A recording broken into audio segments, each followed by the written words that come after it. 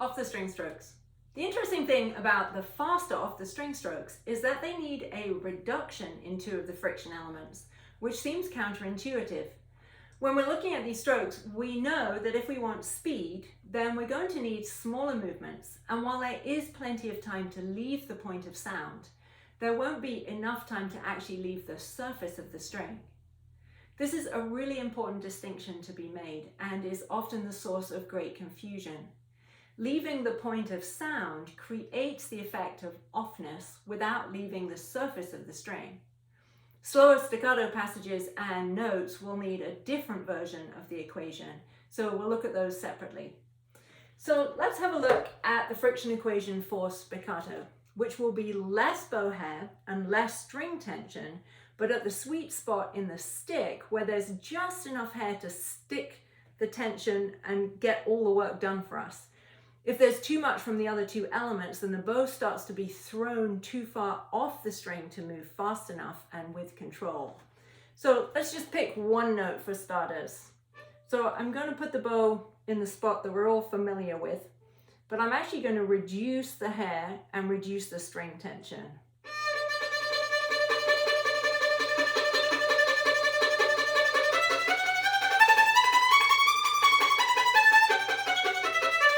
Now, if I did the same thing, but I got the string tension higher, I could move the arm exactly the same way, but you'll hear the bow starts to be thrown out too far.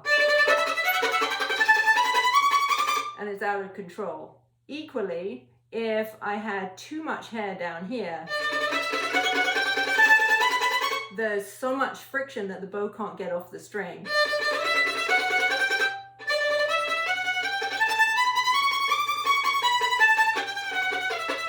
So we need to find the exact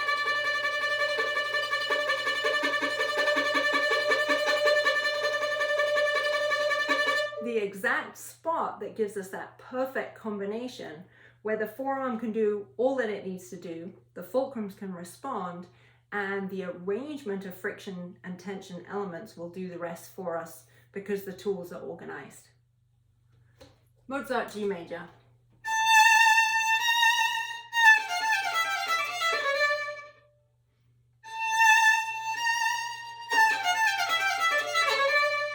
Or the next phrase.